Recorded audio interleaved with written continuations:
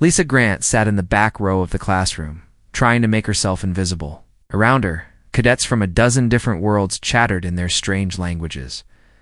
The tall, blue-skinned Zilarians spoke in musical tones that sounded like wind chimes. The crystal-like Vorthok clicked and hummed with perfect rhythm. Even the rough gray Crethan had voices that carried honor and strength. Lisa's voice was just ... human, plain and simple. Like everything else about her, she looked down at her datapad, studying the same tactical formations she had memorized weeks ago. The Galactic Military Academy was the best school in known space. Cadets came here from hundreds of worlds to learn leadership, strategy, and diplomacy. Most of them were from advanced civilizations that had mastered space travel thousands of years ago. Lisa was from Earth, a world that had only joined the galactic community 15 years ago. A world that most species called the Deathworld because of how dangerous it was. She was here because of a treaty, not because she earned it. Miss Grant, Commander Veltar's voice was like a silver bell. The Zilarian instructor stood at the front of the class, her forearms moving gracefully as she spoke. Perhaps you could tell us about the proper formation for a diplomatic escort? Lisa's cheeks burned red. She stood up slowly, aware that every eye in the room was on her. The diamond formation, Commander. 4 ships in a diamond pattern with the diplomatic vessel in the center, correct, but incomplete. Veltar's large violet eyes showed disappointment. What about the cultural considerations? The hegemony requires their escorts to fly in perfect symmetry. The Trade Federation demands their escorts stay exactly 2,000 kilometers apart. These details matter, Miss Grant. In space, small mistakes can start wars. Lisa nodded and sat back down. She knew the formations perfectly, but she always forgot the cultural rules. On Earth, if someone attacked you, you fought back. It was simple. Here, everything had 100 different meanings, depending on who was watching. Her roommate Zixara turned to look at her. The Vorthok's crystal body caught the light and threw tiny rainbows across the desk. "Do not feel bad," she whispered in her clicking voice. "Cultural protocols are difficult for everyone." Lisa smiled weakly. Zixara was trying to be kind, but they both knew the truth. Cultural protocols were difficult for Lisa because she came from a world where culture meant staying alive long enough to have children. The other cadets grew up learning about art, music, and philosophy. Lisa grew up learning which plants were poisonous and how to tell if the water was safe to drink. The class ended, and cadets began filing out. Lisa packed her things slowly, hoping to avoid the usual crowd at the door.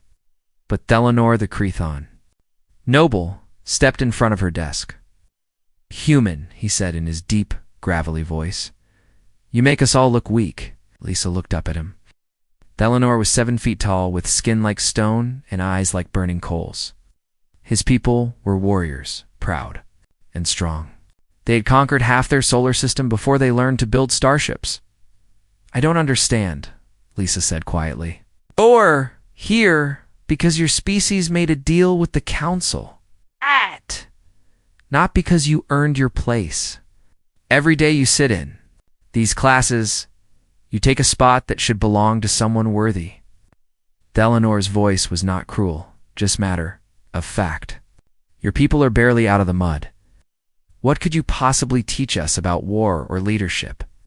Lisa felt anger rise in her chest, but she pushed it down. Getting angry would only prove his point. "I'm just trying to learn," she said. "Learning requires ability," Thelanor replied. "Your people still fight with chemical explosives and metal bullets. You have no honor, no code of conduct. You're barbarians who got lucky and found some old technology." Several other cadets had stopped to listen. Lisa could see them nodding in agreement. Even Piptal, the gentle Florin who had always been kind to her, looked uncomfortable. "That's enough, Thelanor." Captain Morden's voice cut through the tension like a blade. The Vorthok instructor stood in the doorway, his crystal body glowing with authority. "Cadet Grant is here by right of treaty. She has earned her place through her test scores and recommendations." Thelanor bowed his head respectfully. "Of course, Captain. I meant no disrespect to the Academy. See that you remember that, Morden." replied, his glowing eyes fixed on Lisa. "Miss Grant, remain after class. I wish to speak with you." The other cadets filed out, some casting curious glances back at Lisa when they were alone. Captain Morden approached her desk. His crystal body made soft, chiming sounds as he moved. "You are struggling," he said simply. Lisa nodded. There was no point in lying to a Vorthok. Their species could detect emotional stress through sound and vibration. "I know the material," she said. "I just... I don't understand why everything has to be so complicated. If someone threatens your ship, you fight them. If they want to negotiate, you listen. Why do we need 17 different ways to say hello?" Morden was quiet for a long moment. "Your species is young," he said finally. "Most civilizations spend thousands of years learning to control their aggressive instincts before they joined the galactic community. Your people joined us while you were still fighting wars on your home planet. So I don't belong here," Lisa said. "I did not say that." Morden's voice carried something that might have been kindness. "Your species brings a unique perspective. Sometimes the old ways of thinking are not sufficient for new problems." Lisa looked up at him. "What do you mean? There are threats in the galaxy that cannot be negotiated with? Pirates who care nothing for cultural protocols. Creatures that kill for the joy of killing. When those threats emerge, your people, may prove valuable." Before Lisa could respond, alarms began blaring throughout the station. Red lights flashed, and the automated voice system began speaking in a dozen languages at once. "Attention all personnel.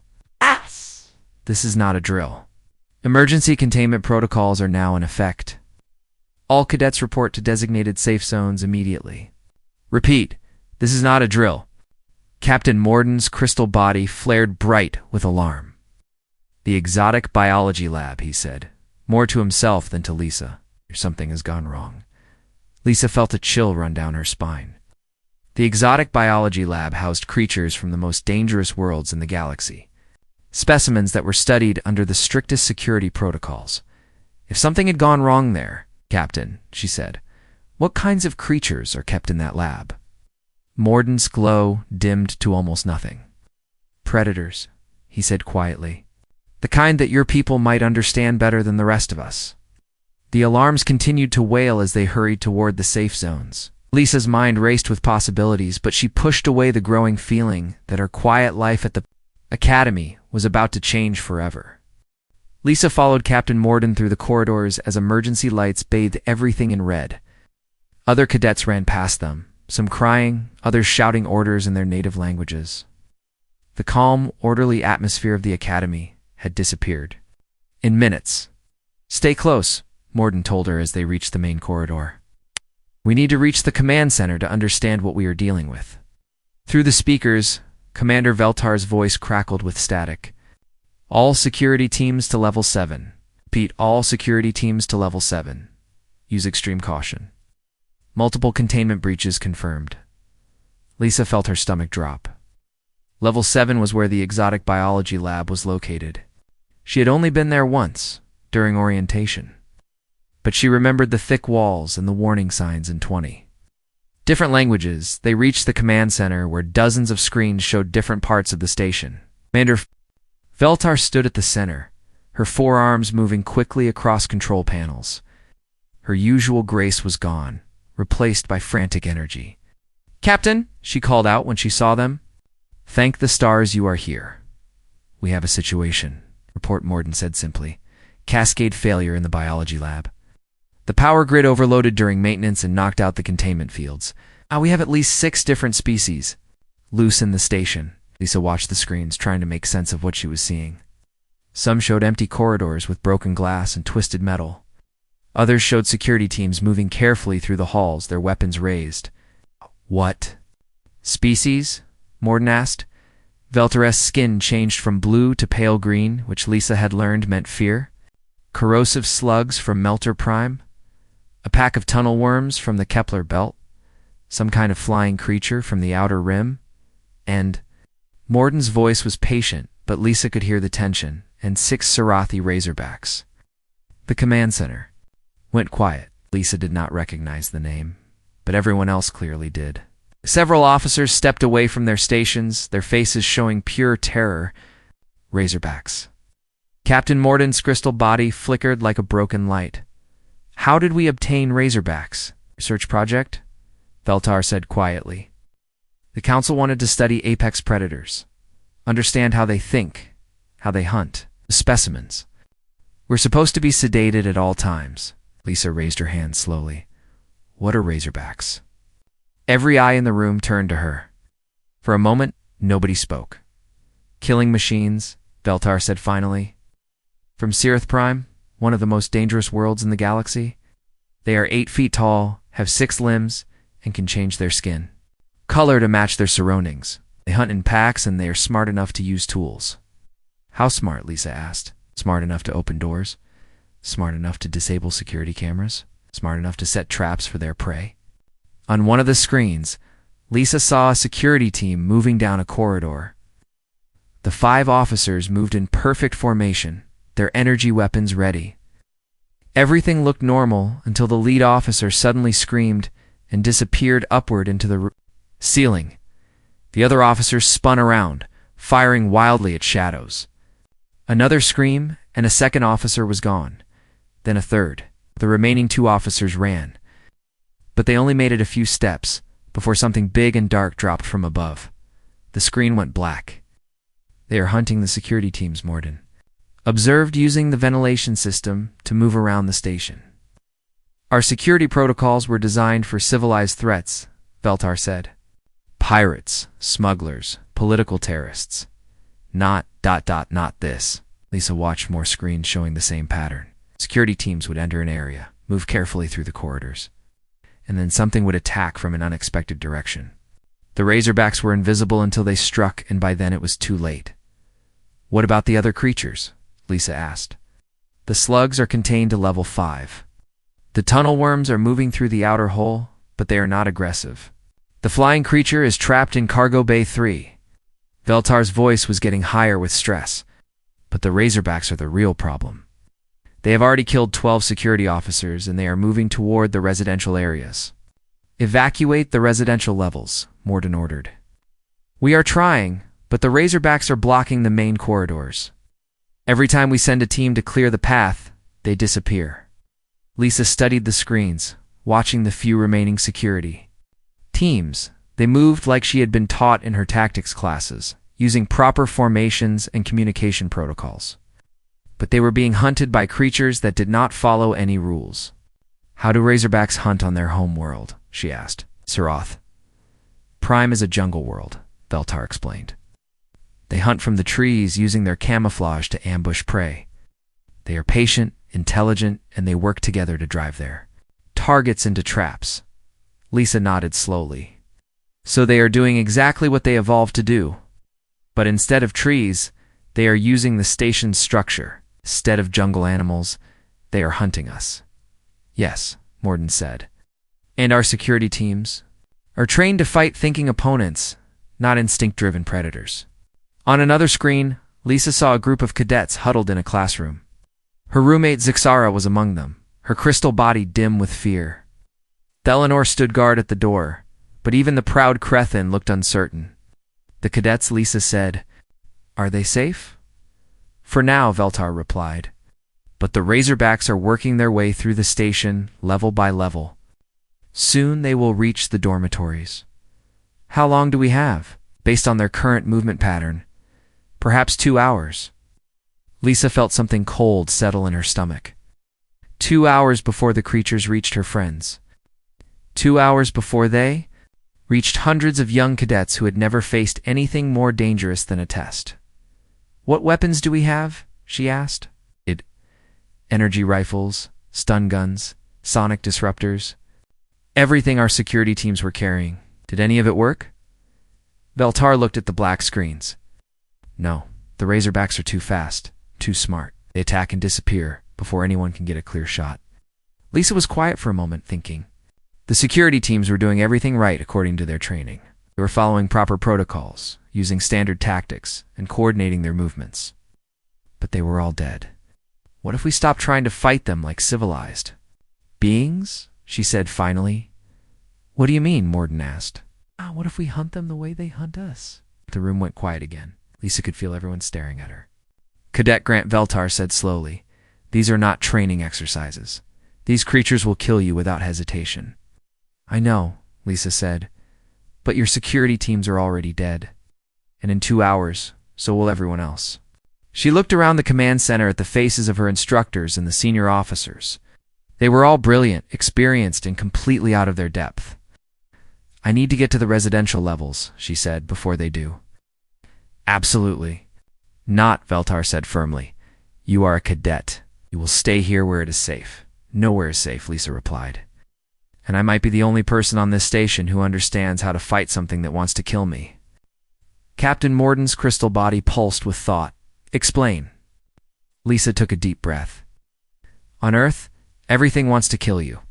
The weather, the animals, the plants, even the bacteria. We did not survive by being civilized. We survived by being better predators than everything else. She looked at the screens, showing empty corridors and broken security teams. Those creatures out there are not evil. They are just doing what they evolved to do. But so am I. Lisa did not wait for permission. While Commander Veltar and Captain Morden argued about protocols and safety, she slipped out of the command center. The corridors were empty now, lit only by the red emergency lights that made everything look like it was covered in blood. She moved differently than she had before. Gone was the careful, respectful walk of a cadet trying not to cause trouble. Now, she moved like something from the deep forests of Earth, staying close to walls and checking every shadow. Before she stepped forward, the maintenance closet on level 3 had what she needed. Tools that the Academy's sophisticated security teams would never think to use. A plasma cutter for emergency hull repairs. Industrial adhesive that could bond almost anything. Metal cables strong enough to hold a shuttle in place. Lisa picked up the plasma cutter and tested its weight. It was heavier than the energy rifles the security teams used, but it would cut through anything. She wrapped cable around her waist and stuffed her pockets with adhesive packets. The Academy's blueprints were stored in her datapad. She studied them as she climbed into the maintenance tunnels that ran behind the walls. The Razorbacks were using the ventilation system, but these smaller tunnels would be too narrow for creatures that size. She could hear them moving above her. Soft scratching sounds as claws found purchase on metal, low growls that sounded almost like conversation. They were talking to each other, coordinating their hunt. Lisa reached the residential level through a service panel that opened into a supply closet. She could hear voices from the nearby classrooms where cadets were hiding. Her friends were close, but she could not help them yet. First, she had to even the odds. The Razorbacks had left marks everywhere. Claw scratches on the walls, holes torn in ceiling panels where they had climbed through. Dark stains on the floor that Lisa tried not to think about too hard. She found the first one near the main corridor junction. It was 8 feet of muscle and bone, covered in dark scales that shifted color to match the shadows. 6 arms ended in claws that could cut through steel. Its head was somewhere between a lizard and a wolf. With too many teeth and eyes that glowed in the dark, the creature was studying a barricaded door. It's probably trying to figure out how to get inside. Lisa watched it from behind a corner, noting how it moved and where it looked. It was smart, but it was also focused on its immediate target. Lisa had hunted deer in the forests. It's back on Earth. The trick was not to be stronger or faster than your prey. The trick was to think ahead of them. She used the plasma cutter to slice through a support beam above the corridor. Not all the way through, just enough to weaken it. Then she spread industrial adhesive on the floor in a pattern. That would force anything walking through to step in exactly the right place. The hardest part was getting the creature's attention without getting killed. Lisa picked up a piece of broken metal and threw it down the corridor. The sound echoed off the walls, and the Razorback's head snapped up immediately. It moved toward the sound with deadly grace, claws clicking on the metal floor. When it stepped into Lisa's trap, its foot stuck in the adhesive for just a moment, just long enough for it to look down in confusion. Lisa triggered the plasma cutter, and the weakened support beam crashed down. The creature was fast, but not fast enough. The beam caught it across the back. pinning it to the floor. The razorback screamed, a sound that made Lisa's teeth ache. It thrashed and clawed at the beam, but the metal was too heavy. Lisa stepped out of hiding, the plasma cutter ready. "Sorry," she said quietly, and ended its struggle. 1 down, 5 to go. The others had heard the scream. Lisa could hear them moving through the walls, searching for their missing packmate. She climbed back into the maintenance tunnels and began moving toward her next target. The second razorback was harder. It had found the remains of the first and was studying the trap with obvious intelligence. Lisa watched it pace back and forth, testing the floor with its claws before putting its full weight down. This one was learning. That made it dangerous, but it also made it predictable. Lisa rigged a different kind of trap. She used the plasma cutter to weaken several wall panels, then strung cable between them at neck height. When the creature triggered the first part of the trap, the wall panels would collapse inward. The cable would catch it in the falling debris. But she needed to lure it to exactly the right spot, and this time, throwing metal would not work. The creature was too smart for that now. Lisa did something that would have horrified her instructors. She stepped into the open corridor and let the razorback see her. The creature's eyes locked onto her immediately. Scales shifted to a mottled green that matched the emergency lighting. It crouched low and began moving toward her with the patience of a born killer. Lisa backed away slowly, making herself look afraid. It was not hard to do since she was afraid. But fear could be useful if you did not let it control you. The razorback followed her step by step, staying just far enough away to avoid any sudden moves. It was thinking, planning. It was waiting for the perfect moment to strike. When Lisa reached the right position, she triggered her trap. The wall panels collapsed with a crash of twisted metal, and the creature leaped forward to avoid them. Stray, into the cable that caught it across the throat to down. The remaining 4 found her after that. They had learned that the small human was dangerous, and they stopped hunting alone. Lisa could hear them moving together through the station, calling to each other in their strange growling language. She changed tactics. Instead of setting elaborate traps, she began hit-and-run attacks. A quick strike with the plasma cutter, then disappear into the maintenance tunnels before they could respond. Cut a support cable here. Weaken a floor panel there. Turn the station itself into a weapon the razorbacks were adapting to. They started checking the tunnels, posting guards while others hunted. They were learning to think like her, which made each encounter more dangerous. Lisa took wounds. Claw marks on her arms when she was not fast enough getting away. A gash on her leg when one of them almost cornered her in a dead-end tunnel. But she kept moving, kept hunting, kept whittling down. Their numbers, by the time she killed the 4th razorback, she was exhausted and bleeding. Her makeshift weapons were wearing out, and she was running low on supplies. But she had proven something important. The creatures could be killed. They could be out-hot. They were not invincible monsters, just very dangerous animals. From the residential areas, she could still hear the voices of her fellow cadets. Zixara's crystalline humming, Piptal's worried chirping. Even Thelenor's deep voice giving orders to anyone who would listen. They were alive. We're counting on her to keep them that way. Lisa checked her remaining supplies and started planning. Her approach to the last 2 razorbacks. These would be the hardest. The survivors. The smartest and most dangerous of the pack. But Lisa was no longer the quiet cadet who sat in the back of the classroom. She was something else now. Something that her friends might not recognize. Something that could hunt the hunters. The last 2 razorbacks were waiting for her. Lisa crouched in the maintenance tunnel, watching them through a broken ceiling panel. They had positioned themselves in the main corridor that led to the residential areas, blocking the only path to her friends. But they were not just guarding the passage. They were hunting her. The larger of the 2 creatures was massive, even by razorback standards.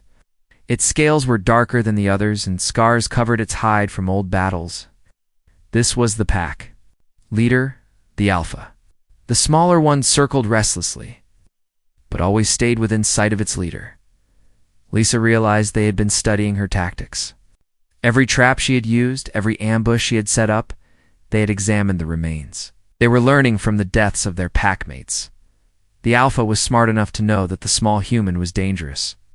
But it was also smart enough to know that she had to come to them eventually.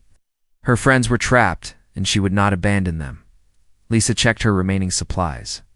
The plasma cutter was almost out of power. She had 3 packets of industrial adhesive left and maybe 10 feet of cable. Not much to kill 2 of the deadliest predators in the galaxy. She needed a new plan. The zero gravity cargo bay was 2 levels down from where the creatures waited. Lisa had been there during orientation, a massive space where heavy equipment was stored before being moved to ships. Most importantly, it had manual gravity controls. If she could lure the Razorbacks there, she might have a chance. Lisa began making noise. She banged on pipes, kicked metal panels, and even shouted a few times. She wanted the creatures to know exactly where she was and where she was going. The Alpha took the bait. It began following her through the station, moving with deadly patience. The smaller Razorbacks stayed close behind, and Lisa could hear them communicating in their growling language. She led them down through the service corridors, always staying just far enough ahead to avoid their claws. They were faster than her. But the narrow spaces worked in her favor. Her size made them clumsy in tight spaces. The cargo bay was dark when Lisa reached it. Emergency power had been cut to non-essential areas, and the massive space was lit only by the glow of instrument panels. Containers and equipment floated in the zero gravity, creating an obstacle course of metal and shadows. Lisa sealed the door behind her and activated the manual controls. The Razorbacks would be able to break through the door, but it would take them a few minutes. She used that time to prepare. The gravity controls were at the far end of the bay. Lisa strung her remaining cable between floating containers, creating invisible tripwires in the darkness.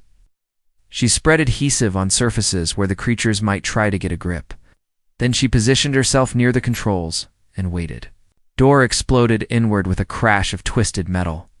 The 2 Razorbacks flowed into the cargo bay like deadly shadows, their scales shifting to match the darkness. In zero gravity, they moved differently. Using their 6 limbs to push off surfaces and glide through the air, the smaller one came first, moving fast and confident. It hit Lisa's first cable trap and spun wildly, crashing into a floating container. Before it could recover, Lisa triggered the gravity controls. The sudden return of gravity sent everything in the bay crashing downward. The smaller Razorback hit the floor hard, stunned by the impact. Lisa was ready for it, braced against the control panel. And she used the plasma cutter to end the creature's confusion permanently. The Alpha had been more careful. It had grabbed onto a support beam when the gravity returned, and now it dropped to the floor with controlled grace. Its eyes glowed in the darkness as it studied Lisa from across the cargo bay. This was the moment Lisa had been dreading. No more tricks, no more traps. It's just her and the deadliest predator she had ever faced. The Alpha began stalking toward her, moving with the patience of a creature that had never lost a hunt. Its claws clicked on the metal floor and its scales shifted. To match every shadow it passed through, Lisa raised the plasma cutter, but she knew it was almost out of power. Maybe one good shot left, and she would have to make it count. The creature was studying her just as carefully as she was studying it. It had seen what happened to its packmates. It knew she was dangerous despite her small size. They circled each other in the cargo bay, predator and predator, each waiting for the other to make a mistake. The Alpha moved first. It launched itself forward with incredible speed. Claws extended to tear her apart. Lisa threw herself to the side, feeling the wind from its claws as they passed inches from her face. She rolled behind a fallen container and triggered the plasma cutter. A beam caught the creature in the shoulder, burning through scales and flesh. The Alpha screamed in pain and rage, but the wound only made it more dangerous. It began hunting her systematically through the cargo bay, using the floating debris as cover. Lisa could hear it moving, always getting closer, always cutting off her escape routes. She was bleeding from several small cuts where its claws had found her. Her left arm was numb from a glancing blow that had nearly broken the bone. The plasma cutter was dead, its power cell completely drained. Lisa was down to her last weapon, her brain. She began climbing toward the ceiling, using the support beams and hanging cables to stay above the creature. The Alpha followed her, its 6 limbs giving it an advantage in climbing. Near the top of the cargo bay, Lisa found what she was looking for: the emergency hull breach system. In case of catastrophic damage, the bay could be vented to space to prevent the spread of fire or toxic gases. The Alpha was close behind her now, close enough that she could smell its breath and hear its claws scraping on metal. It knew she was trapped. There was nowhere left to run. Lisa reached the emergency controls and looked down at the creature climbing toward her. Its eyes met hers, and she saw intelligence there. Recognition. It knew what she was thinking. "You are smart," she said quietly. "I am from Earth. We do not just kill predators. We kill them even when it means dying ourselves." She triggered the emergency system. The cargo bay doors opened with a roar of escaping air. Everything not bolted down was sucked toward the massive opening that led to the cold vacuum of space, including Lisa and the Alpha Razorback. Lisa had wrapped a cable around her wrist and tied the other end to a support beam. The cable snapped tight, nearly tearing her arm from its socket, but it held. She dangled in the rushing wind, fighting to stay conscious as the air was sucked from her lungs. The Alpha was not so lucky. It had nothing to hold on to, and its superior strength meant nothing against the vacuum of space. Lisa watched it tumble toward the opening, claws scraping uselessly at the smooth metal walls. At the last moment, the creature's eyes found hers again. There was no fear there, only respect. One predator acknowledging another, then it was gone, swallowed by the darkness of space. Lisa hung from her cable as the emergency system sealed the bay and restored atmosphere. Her ears were bleeding from the pressure change, and every part of her body hurt, but she was alive. More importantly, her friends were safe. The hunt was over. Lisa woke up in the medical bay 3 days later. Her body was covered in bandages, and machines beeped softly around her bed. For a moment, she could not remember where she was or what had happened. Then the memories came flooding back. The Razorbacks, the hunt, the cargo bay. She tried to sit up, but pain shot through her left arm. A gentle hand pushed her back down onto the pillow. "Rest," said a familiar clicking voice. "You are safe now." Lisa turned her head and saw Piptail, the Florin medic trainee. His plant-like features were creased with worry, and his green skin had a pale tint that meant stress. "The others?" Lisa's voice came out as a rough whisper. "All safe," Piptail said quickly. "Because of you. Everyone in the residential area survived." Lisa closed her eyes and felt relief wash over her. Her friends were alive. It was all that mattered. How long was I unconscious? 3 days. The pressure damage from the cargo bay was severe. "We're not sure you would wake up." The medical bay door opened, and Captain Morden entered. His crystal body was glowing brighter than usual, which Lisa had learned meant he was experiencing strong emotions. "Cadet Grant," he said formally. "It is good to see you awake." Captain Lisa tried to sit up again, but Piptail held her down.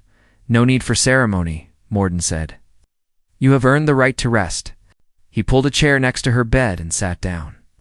"The investigation is complete. The containment failure was caused by a maintenance error, not sabotage. The other escaped creatures have all been recaptured or eliminated, and the Razorbacks, all dead. 6 creatures that killed 12 security officers and caused millions of credits in damage. Eliminated by 1 human cadet with maintenance tools." Lisa did not know what to say to that. The whole thing felt like a nightmare that had happened to someone else. "The Council has questions," Morden continued. "They want to understand how you accomplished what an entire security force could not. I got lucky." No, Morden's voice was firm. "Luck does not account for tactical planning, improvised weapons, and the ability to think like a predator. You did something that our military training never taught us how to do." The door opened again, and more visitors entered.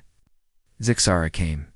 First, her crystal body chiming with relief when she saw Lisa was awake. Behind her came Thelanor, the proud Crethan who had once called her weak.